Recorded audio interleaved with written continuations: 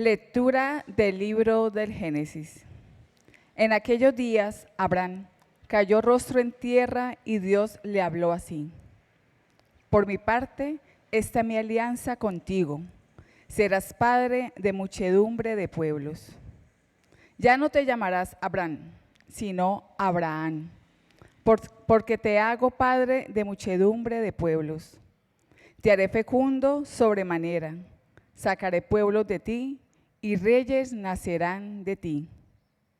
Mantendré mi alianza contigo y con tu descendencia en futuras generaciones, como alianza perpetua.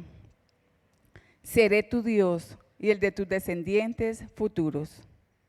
Les daré a ti y a tu descendencia futura la tierra en que peregrinas, la tierra de Canaán, como posesión perpetua, y seré su Dios. El Señor añadió a Abraham: Por tu parte, guarda mi alianza, tú y tus descendientes en sucesivas generaciones. Palabra de Dios. Te alabamos, Señor. El Señor se acuerda de su alianza eternamente. El Señor se acuerda de su alianza eternamente.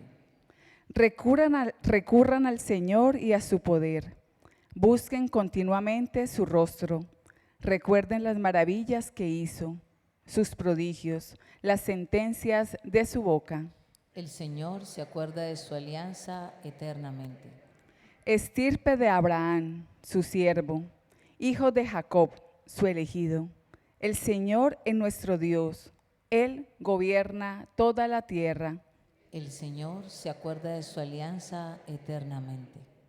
Se acuerda de su alianza eternamente, de palabra dada por 1000 generaciones, de la alianza sellada con Abraham, del juramento hecho a Isaac.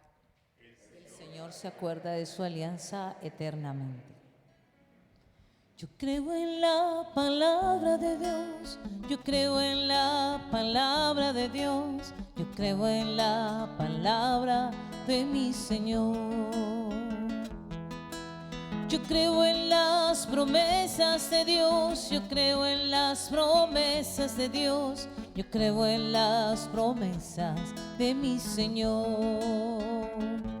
Si soy fiel en lo poco, Él me confiará más. Si soy fiel en lo poco, mis pasos guiará.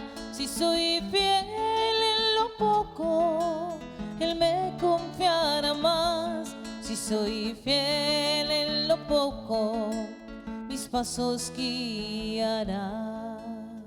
El Señor esté con todos ustedes. Y con tu espíritu. Lectura del Santo Evangelio de nuestro Señor Jesucristo según San Juan. Gloria a ti, Señor. Capítulo 8 en el versículo 51 al 59. Escuchemos atentos en este día jueves 30 de marzo, cuando estamos ya en la recta final de la Cuaresma, que también la palabra nos mueva a vivir en la libertad para resolver como creyentes. En aquel tiempo dijo Jesús a los judíos: en verdad les digo, quien guarda mi palabra no verá la muerte para siempre. Los judíos le dijeron: ahora vemos claro que estás endemoniado. Abraham murió, los profetas también, y tú dices: quien guarde mi palabra no gustará la muerte para siempre. ¿Eres tú más que nuestro padre Abraham, que murió? También los profetas murieron. ¿Por quién te tienes? Jesús contestó: si yo me glorificara a mí mismo, mi gloria no valdría nada. El que me glorifica es mi Padre, de quien ustedes dicen es nuestro Dios, aunque no lo conocen. Yo sí lo conozco, y si dijera no lo conozco, sería como ustedes, un embustero. Pero yo lo conozco y guardo su palabra. Abraham, su padre, saltaba de gozo pensando ver mi día. Lo vio y se llenó de alegría. Los judíos le dijeron: ¿no tienes todavía 50 años y has visto a Abraham? Jesús les dijo: en verdad les digo, antes de que Abraham existiera, yo soy. Entonces cogieron piedras para tirárselas, pero Jesús se escondió y salió del templo. Palabra del Señor. Gloria a ti, Señor Jesús.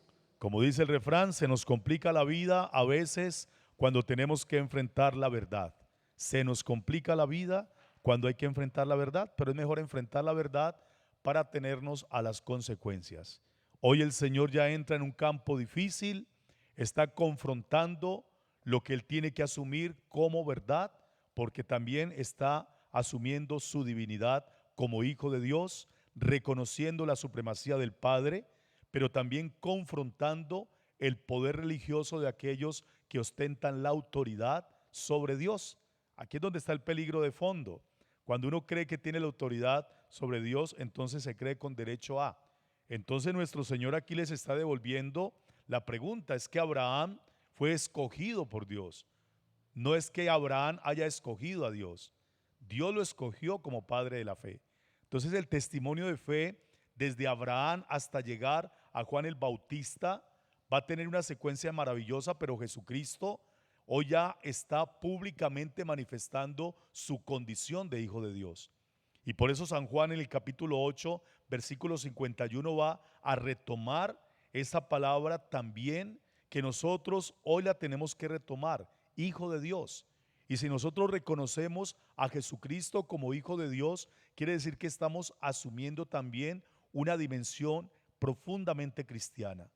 Los discípulos tendrán que enfrentar el mismo problema, porque el discipulado va a tener la consecuencia de profesar a Jesucristo como hijo de Dios, pasando entonces ya por el mismo concepto judío de la prohibición de hablar de Dios como Padre y de hablar de Dios como Hijo, y nosotros como cristianos manifestamos entonces la Trinidad Padre, Hijo y Espíritu Santo para indicar la divinidad del Dios que se ha revelado como creador, como salvador y como santificador.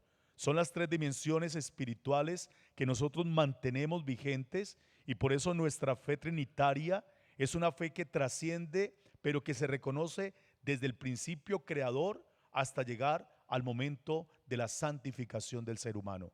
Es muy interesante porque nuestra experiencia del Dios revelado tendrá entonces también un origen, que lo decíamos hace algunos días, en Abraham, padre de la fe. Pero miren ustedes que no nos quedamos solamente en Abraham. Por eso es el reclamo que hacen ellos. ¿Es que eres tú más que Abraham? Abraham también murió, los profetas murieron, ¿y tú por quién te tienes? Entonces hay un reclamo, porque el reclamo está en la secuencia histórica de la fe. Para nosotros Cristo tiene un fundamento tan trascendente que es la resurrección. Solamente podemos entender el cristianismo si entendemos y aceptamos la resurrección. Ni siquiera la predicación, es la resurrección. El hecho fundante del cristianismo es la resurrección, porque Cristo verdaderamente murió y resucitó. Entonces allí es donde está el tema de la divinidad. ¿Por qué Jesucristo es el Salvador? Porque es el Hijo de Dios que murió para darnos a nosotros la salvación en el nombre del Padre. Es un tema teológico que lo vamos asumiendo históricamente, y sin embargo hoy tendremos que profundizarlo. Profundizarlo, dígolo, no por nosotros, sino por las generaciones que siguen. Hoy nuestros jóvenes, nuestros niños tienen que identificarse en la experiencia resucitado, pero en la experiencia cristiano. ¿Por qué? Los niños cuando van al colegio entonces ya no reciben clase de religión, reciben clase de cultura general. Entonces hablan de todas las religiones y todas las posiciones espirituales. Y hay colegios donde dicen categóricamente: aquí no se puede tener ninguna imagen de ninguna divinidad. Ni siquiera les permiten a veces ya tener el Cristo como experiencia personal, porque eso tiene influencias y repercute psicológicamente.